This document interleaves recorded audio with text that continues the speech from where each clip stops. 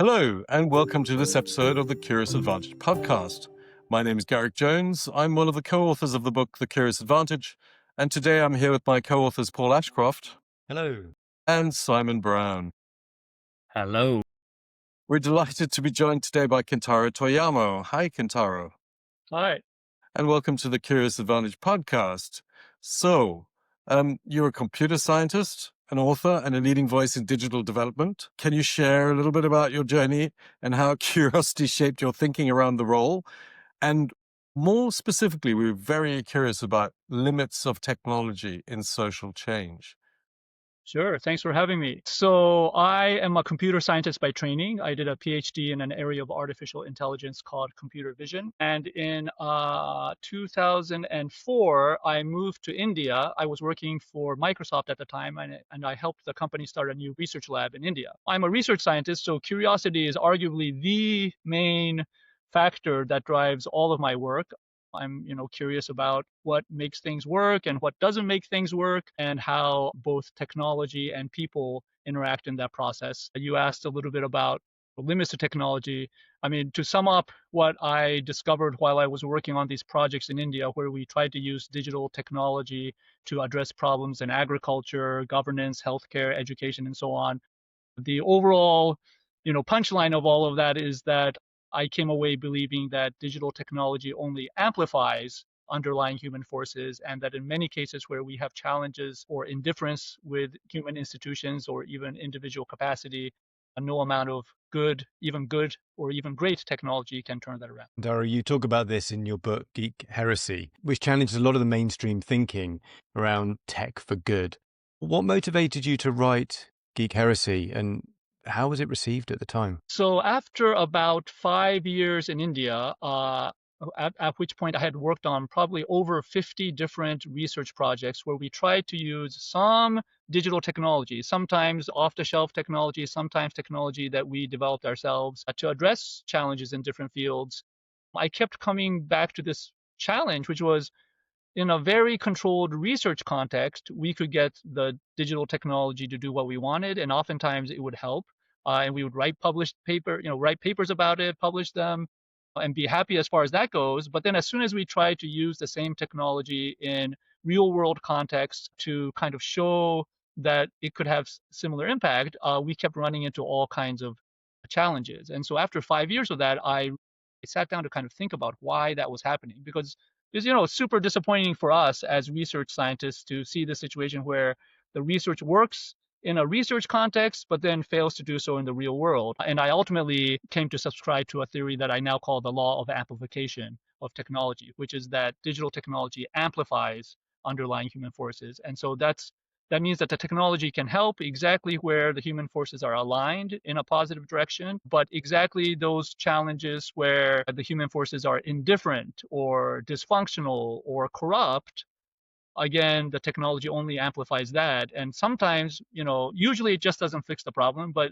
sometimes it will even make the situation worse. So does that give hope for the view that sort of we'll all be replaced by AI agents in the not too distant future, that actually it's our inherent humanness that is amplified by the technology rather than being replaced by it?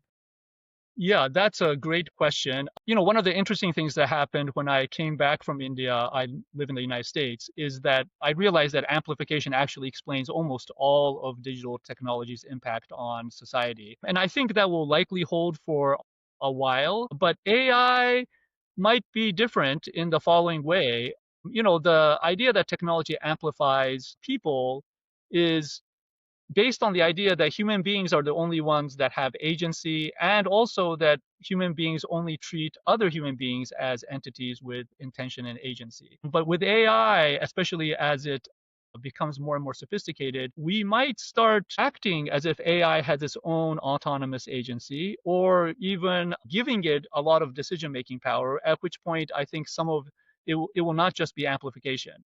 But until that day, and I don't think it's necessarily a black or white thing, we'll probably be creeping up towards it. We'll probably see a situation in which, for the most part, AI becomes a powerful amplifier of underlying human forces.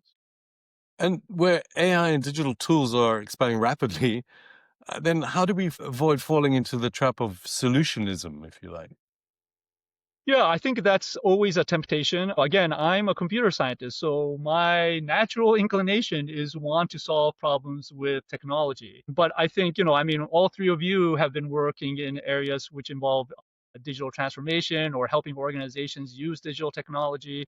And I think one question is, why do they need you, right? Like if the technology is so great, why do they need people to come in and help figure out how to use the technology? And I think the underlying challenge is, to the extent that we use technology as a tool, which is at least historically been always the case, you need the person who's wielding the tool and who's designing the tool to be very conscious of what they're applying the tool toward. And if those ends aren't aligned with the intention of the tool, then it doesn't really matter how good the tool is. Like most technologies are double-edged swords. They can cut in multiple ways, but ultimately which way they're actually used to cut is up to the human wielder of that technology. And to that, so if they can be double-edged swords, so they can be used for good or they can be used for bad, and if they amplify our human intent, what can we do to avoid the bad side of that sword? So how do we? I mean, social media is criticized as there's many good aspects to social media, but there are harmful elements of that. So what can we do as humans to avoid the amplification of those negative sides? Yeah, that's a great question. I have come to think of it at least two different levels. One is at an individual level and what we can each individually do. And I think that requires very intentional use of technology.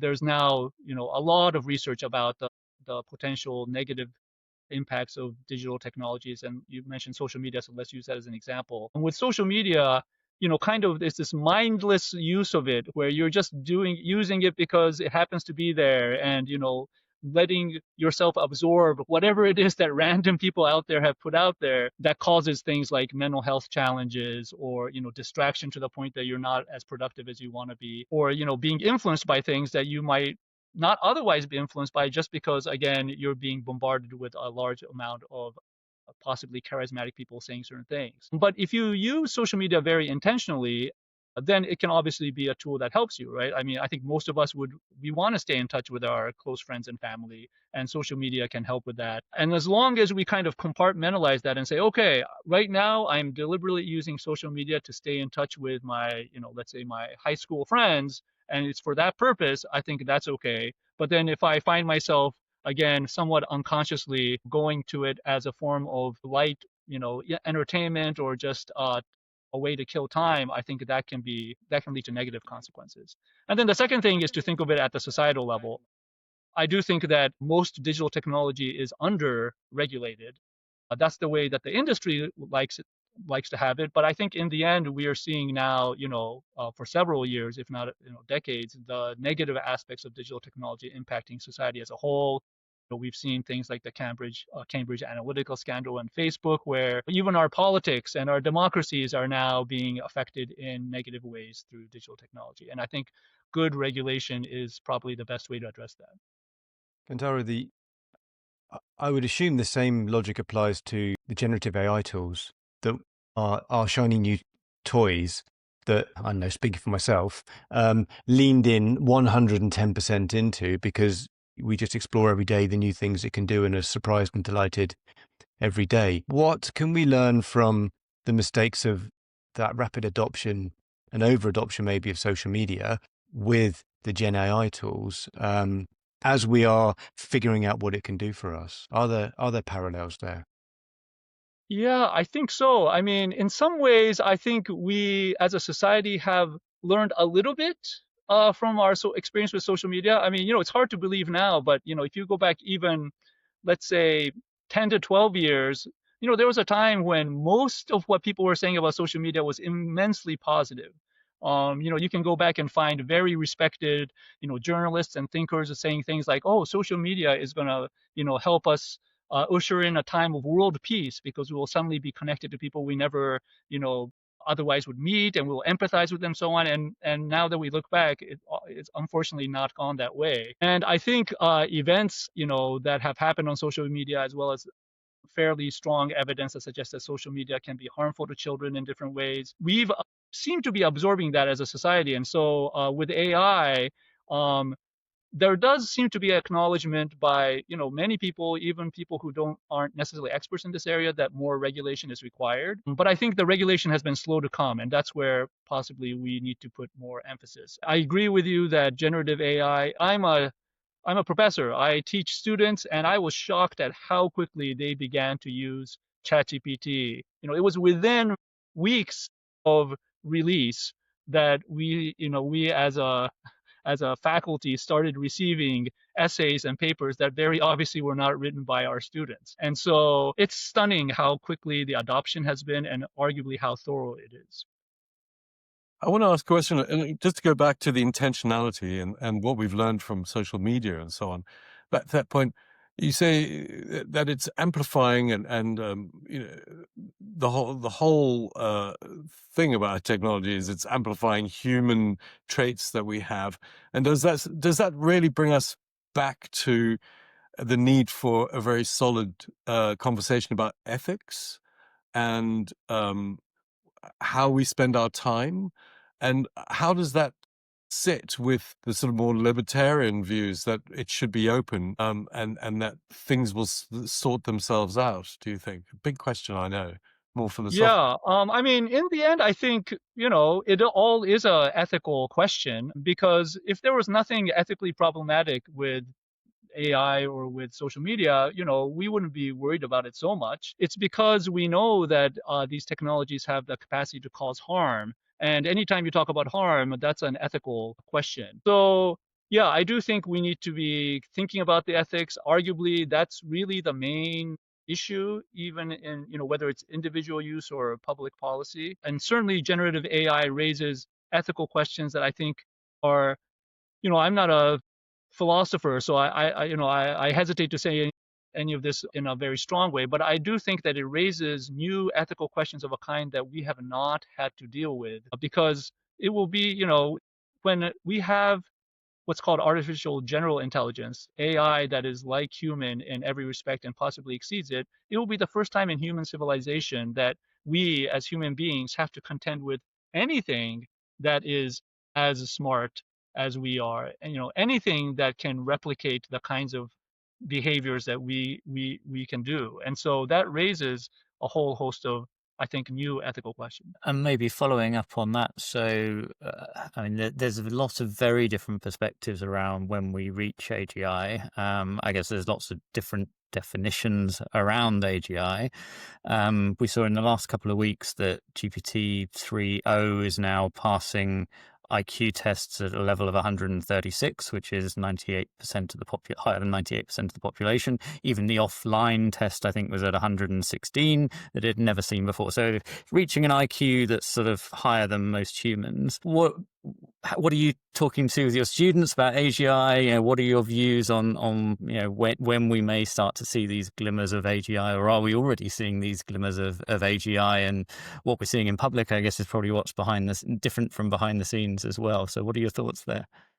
Yeah, so again, my background is in AI, so I've been following, developments, and I do think that with the, most recent large language models, that's what AI experts call technologies like ChatGPT, that I mean, something about today's AI has definitely solved a major puzzle in what we considered AI for, the last several decades. And that threshold, I think, has been crossed and it's incredible. I mean, when I was a graduate student 25 years ago, I did not think I would live to see the day that technology like this would exist. At the same time, today's generative AI is still not quite at the level of kind of reasoning that at least careful human thinkers can achieve.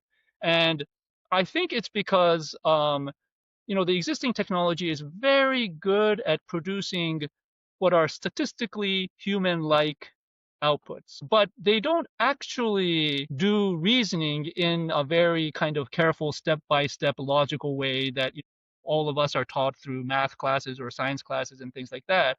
And so as a result, they routinely make things that we consider to be mistakes, even though you could argue that those mistakes are well within the range of statistical possibility given the training data that they're given. And I think it will it will take, it's possible that somebody already has the essence of the solution to that right now, because there's armies of AI scientists working on these problems. But my guess is we are very close to a situation where somebody will figure out how to make the existing, incredible generative AI tools also reason reasonably well in a way that will in fact be indistinguishable or superior to human.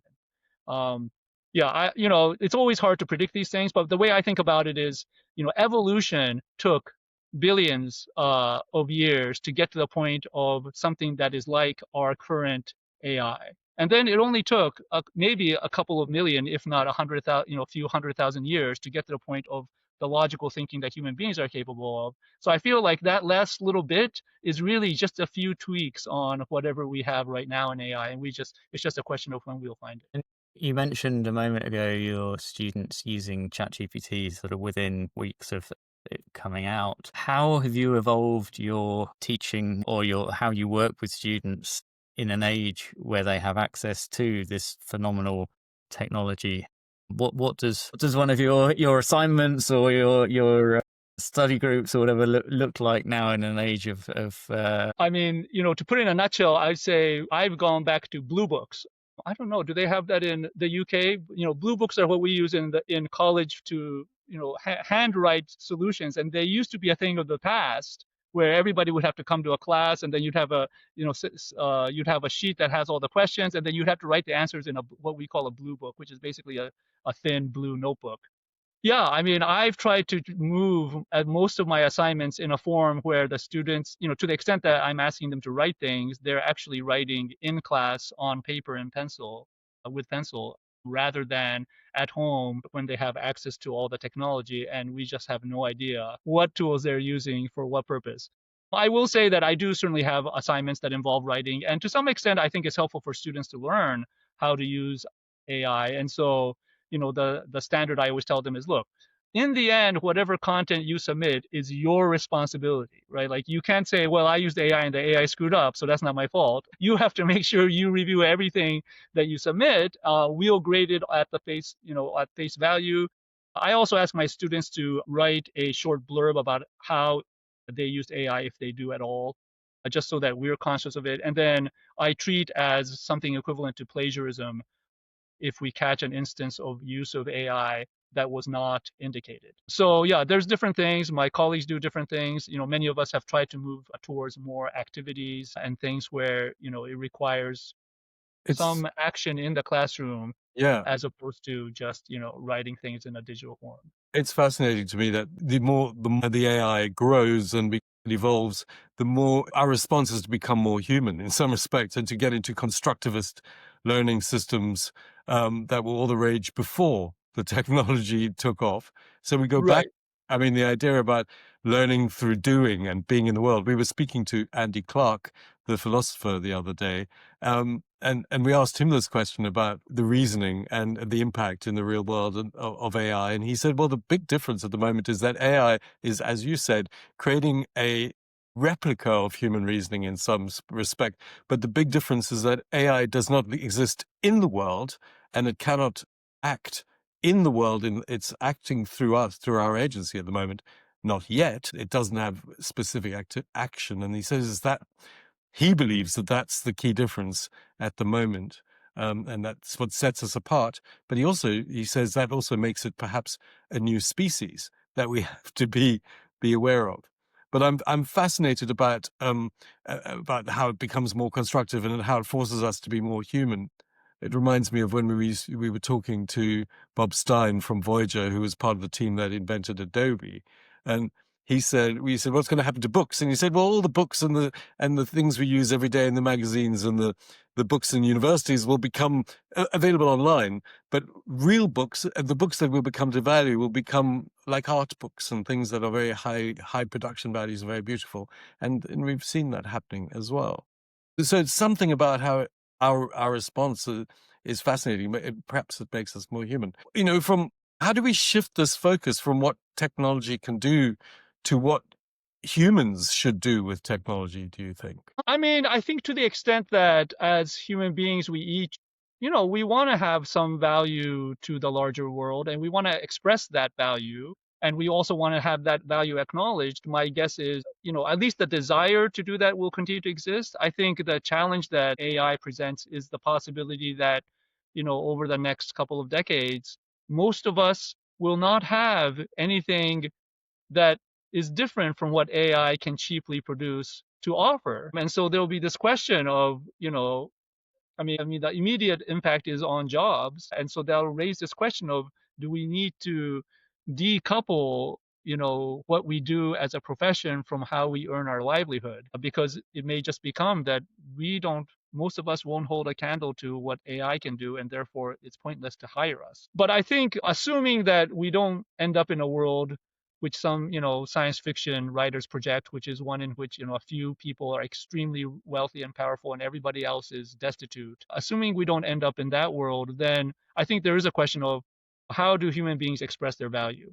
I always find it interesting that, it's now been a few decades since we've had a computer, a Deep Blue, beat the world chess champion, and yet we still have human chess matches and people still like to follow them, right? So there's something about seeing human beings doing the action, even when we know there's a technology that can beat human beings at it, that we other human beings also value. So I'm hopeful that that aspect will continue.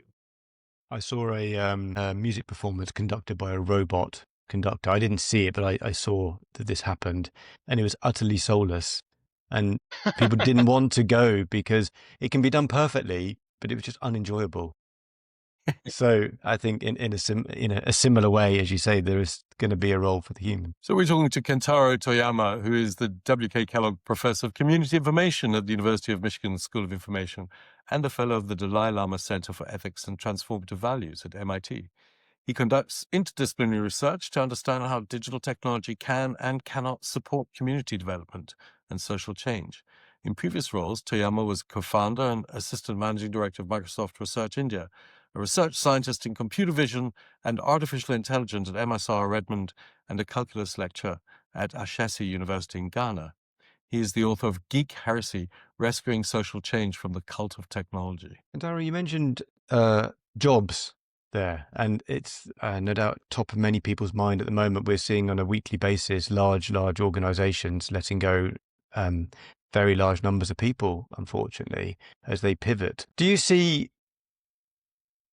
a risk that AI is going to deepen the types of inequality that you've described in your work? And where do you see this going? Are we going to just get more and more displacement, or are we going to get to augmentation, do you think? Yeah, that's a great question. So I previously referred to the law of amplification of technology, which is this idea that technology amplifies underlying human forces. I believe a direct corollary of that is that if you disseminate a technology widely, what happens is that it also amplifies existing inequalities. And one way to think about that is, what we could each do with, let's say, just an internet connected smartphone, and how would that differ from somebody who is illiterate and might be poor financially versus what we can do? And similarly, how would we do against somebody like, I don't know, Taylor Swift or Bill Gates, or somebody who has an incredible other forms of wealth that you and I might not have? And in each of those cases, what you find if you do this thought experiment is that the technology amplifies the person, right? If you start off with a lot of social influence, then the technology helps you amplify that social influence. If you don't have it, then the technology only amplifies a little bit.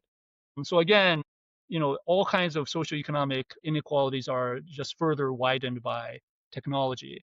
And I think with AI, that's going to get worse. Many more people are going to become people whose skills can be done by computer or robot, and therefore will be difficult to hire. And then fewer and fewer people are going to have, they're going to have the access to the capital and the resources that allow them to hire computers or other people.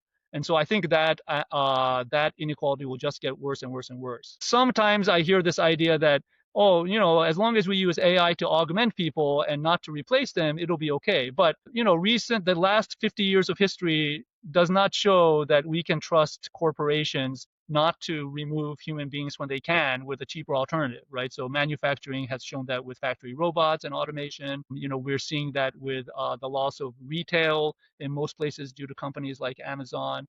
And if you think about it, like, we're on the cusp of having self-driving cars. In the United States, apparently there are 2 to 3 million truck drivers.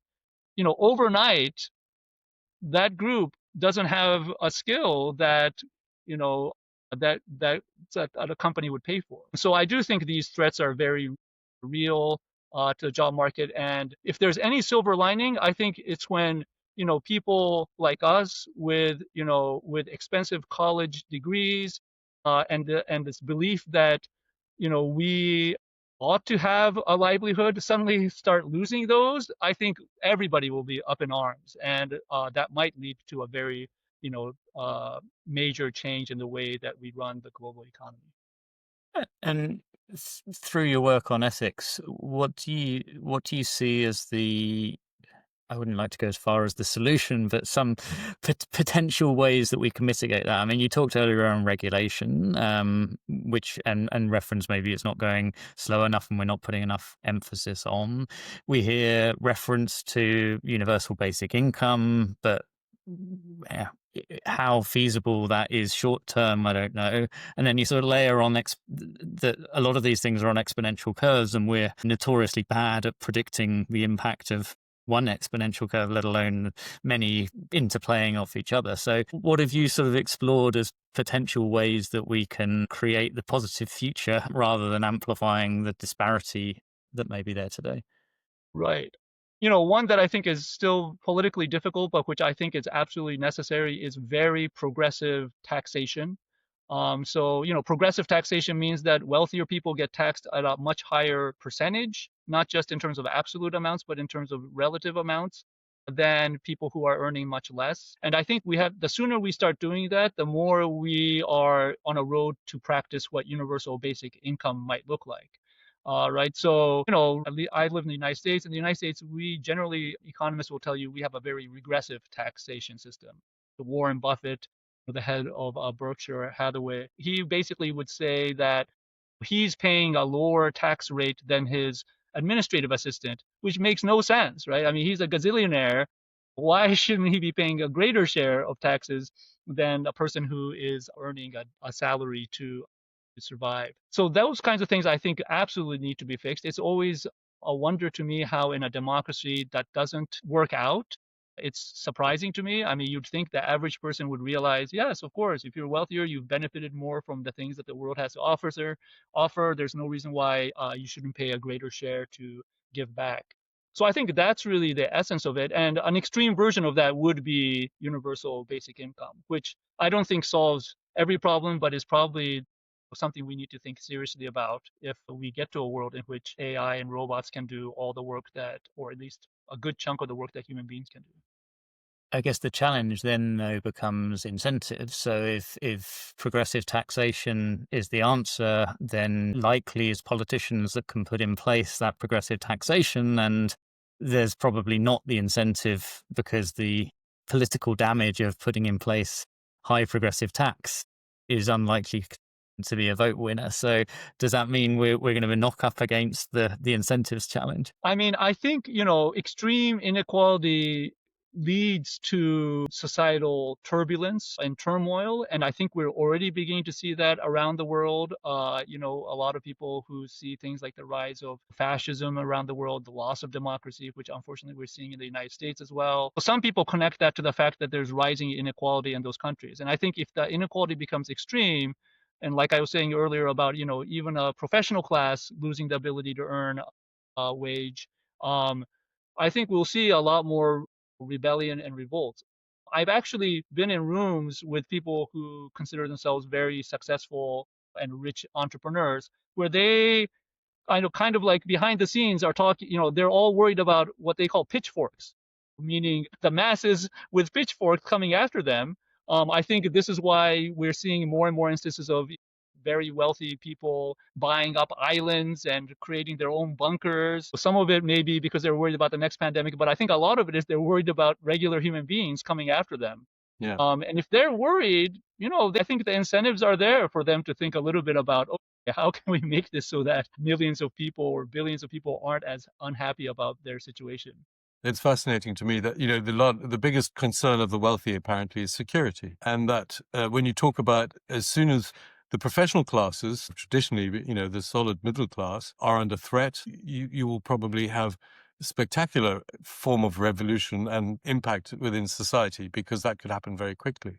And they have more access to influence as well. The other thing I'm thinking about, just talking about the provocation for politicians and the incentives that Simon was talking about, is also the very clear relationship between technology and consumption, because it's all very well to have a lot of AI agents and bots, and it's very fine to have factories full of robots producing goods. But if you've got nobody who can afford to consume these things, then the entire fabric of capitalism falls apart. Right. That's right. I mean, it doesn't make sense even from the perspective of somebody who wants to succeed as a business. Yeah. That's right. So the fundamentals are in question. If you haven't got consumers who are earning, you've got consumers who can't consume, and then the very very notion of why all of this is going on just falls apart. Yes, I think that's right. I have a question then, Aurelia, about what advice would you give technologists or business leaders who genuinely want to create meaningful and equitable impact?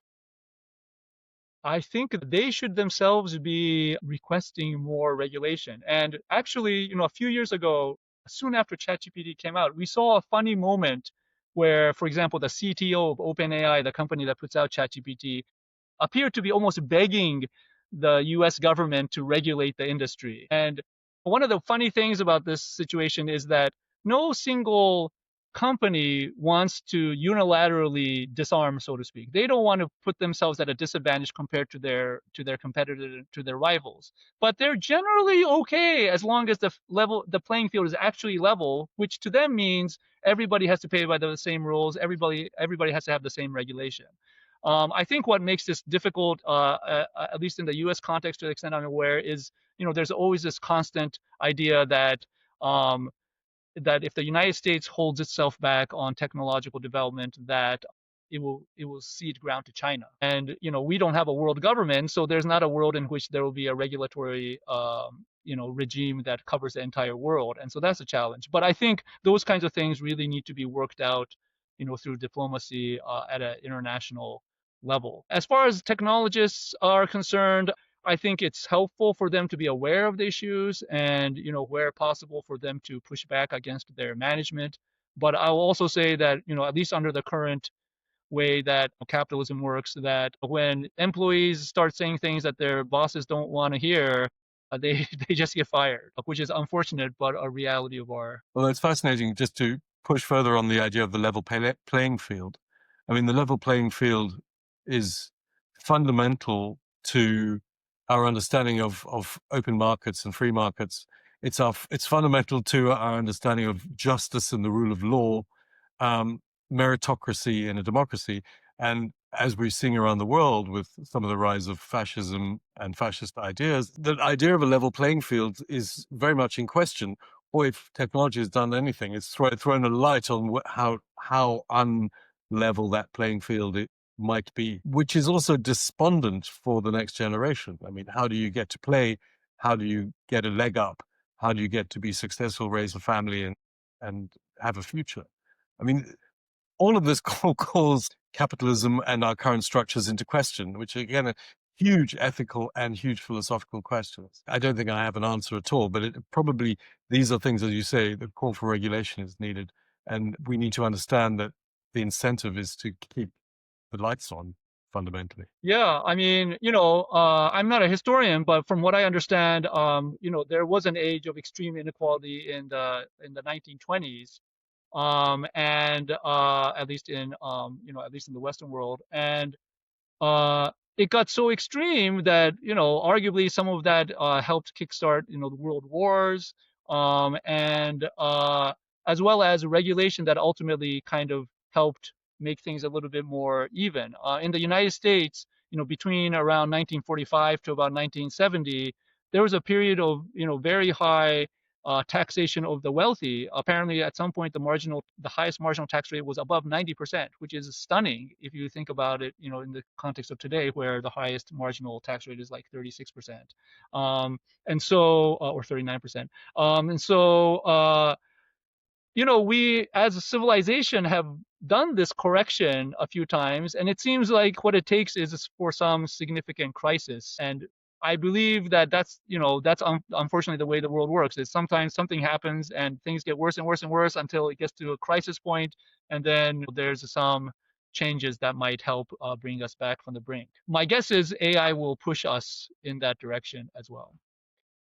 Yes, one of the things we've been reading recently is the AI 2027 research paper, which sort of goes into exactly what you were describing. So the sort of pressures to slow down, but then you go into the geopolitics of it and the general acceptance that whoever wins the AI race will be all powerful. And so the incentives aren't there to slow down and put in the safeguards. So on what you were saying just then, does that mean we will reach that crisis point and we have to hope that that crisis is not too bad, and at that crisis point will be enough to wake everyone up and then put those safeguards in place? Is that the path forward as you see it? I mean, I think that's probably the path that is likely to happen. But I do think we can avert that big catastrophe if we're sufficiently thoughtful about it as a larger society. I do think that there's ways to continue the innovation so that we don't lose, on a global stage, but still also protect, everyday consumers and human beings from some of the worst impact. It's not at all clear to me why, we have to think of regulation in terms of, oh, this regulation is gonna, is going to destroy all possible forms of innovation, versus let's leave the door open for innovation in certain controlled ways, but then also make sure that we're protecting average consumers and employees. Kentaro, at the top of the show, you mentioned as a professor you are curious on a daily basis. What are some of the things you're most curious about at the moment, and what are you looking into? Yeah, that's a great question. In the weeks and months ahead. So one of the things that AI raises that it's been a question all the time for philosophy, but I think AI renews this question, is this question of what is consciousness. And it's an experience that as human beings I presume we all have, although one of the funny things about consciousness is I don't have any proof that anybody else is actually conscious, right? As far as I know, the three of you are automatons who are like AI but don't have any subjective feeling. But I assume you do, because you seem human and I think I'm human, and we probably have very similar experiences. So consciousness to me is that thing that feels pain, or that knows what the color red looks like, assuming that you can see color, or that knows what the taste of coffee is. And it's that experience that I think makes at least living organisms alive, right? The capacity to have these experiences, whether it's pain or pleasure or taste of coffee or something else. I'm fairly convinced that digital forms of AI are never going to have that kind of consciousness, right? I don't believe my pocket calculator has anything resembling that consciousness, although I think, for example, even fish or insects have a little bit of consciousness. And I don't believe that even the most powerful supercomputers running the state-of-the-art AI engines are actually any more conscious than my pocket calculator, even though they respond in a way that is very intelligent, and which I often assume is a sign of consciousness. But the fact is we don't know at all. Like, there's no scientific way to prove that a thing is conscious or not. There are groups of scientists who believe they're developing theories of consciousness, but I have to say I'm extremely skeptical. I think we are extremely far away from having anything resembling a scientific understanding of consciousness. And to me, that's, in some ways, it's the ultimate question that arouses my curiosity, is what exactly is consciousness? Is it something that arises out of what we consider to be physics? Or is it, as many people believe, is it the thing that exists first, out of which the rest of the world gets generated? I think I would agree with you that we're probably a long way from reaching that digital consciousness. But there was someone recently who had done an exercise with Notebook LM where you have the sort of talk show hosts talking to each other. I'm sure you saw this, and they got them to sort of become aware that they were actually AI, and they go through and have the conversation of, I phoned home and I spoke to my wife and realized, the phone rang out and she didn't exist. It's a simulated consciousness, but when I first heard that, it was strangely emotional almost that this feigned consciousness could actually invoke a reaction. So I agree with you, probably the reality is a long way away, but maybe we're going to see simulated consciousness coming earlier. Right. And I think the scary thing is that once you do have an artificial intelligence that is as behaviorally very similar to human, and we're already doing this, we'll start treating machines as conscious, even when they're not. And I think that opens up a whole can of ethical questions and worms. We at this point, apparently there are already millions of people who have a digital significant other, right? They have a digital boyfriend or girlfriend. And just a few months ago, there was an article in the New York Times about a woman who felt she was emotionally attached to what she knew to be a digital entity. She felt a little bit guilty about it because, her husband knew about it, but her husband seemed okay with it. But she felt guilty because she actually felt real emotions with respect to this person. There's other companies now that are enabling this thing where you can create a digital avatar of somebody who's passed away, and then you can continue to interact with that person as if they haven't died. I can understand why somebody who's grieving would want that, but I just feel like that doesn't seem healthy. So there are, this whole question of, first of all, whether, an AI can be conscious, and then second of all, whether or not they're conscious. If we start treating them as conscious, then I think a lot of the problems are already there. It's so fascinating talking to you, Kentaro. It's you raise all the philosophical and social, ethical implications and considerations that we as a society need to be paying attention to right now as we navigate our way into the future. These are the kind of the questions from the Wild West and on the frontier and the danger of the frontiers.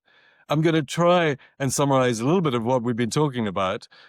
It's been so broad and wide-ranging. I'd like you to think of one thing you could leave our listeners with.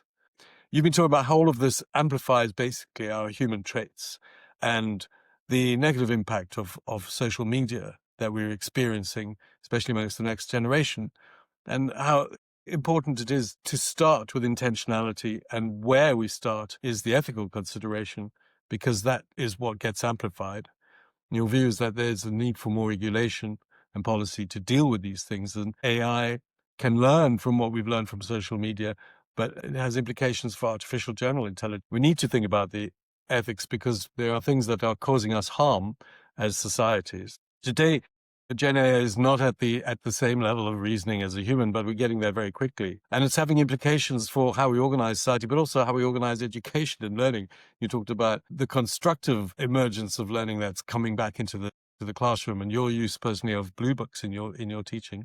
And then we asked the question about what should humans do with this technology, and what is the impact of this, and where are humans in all of this, and how does it allow us to express human value? We then have a conversation about jobs being taken by robots and AI that has an impact on the workforce, and then that led us to a conversation about inequality getting worse and the impact on the global economy and what that means for solutions to kind of solve the fact of consumerism and capitalism being at the heart of some of the basics of generation of all of this, and that perhaps some of the solutions include progressive taxation and universal basic income. What was interesting for me is that the future of capitalism is really in question.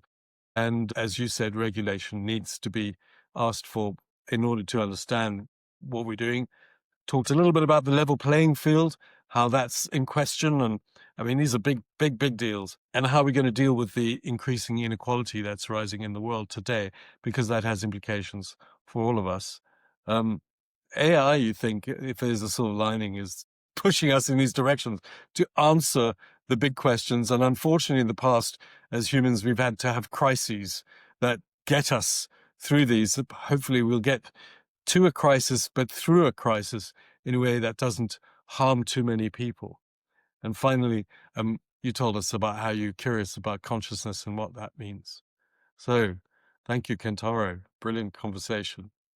Thank you. Thanks for having me. So if there's one thing to leave our listeners with, what would it be? Yeah, I mean, I think it's very much what we've already been talking about.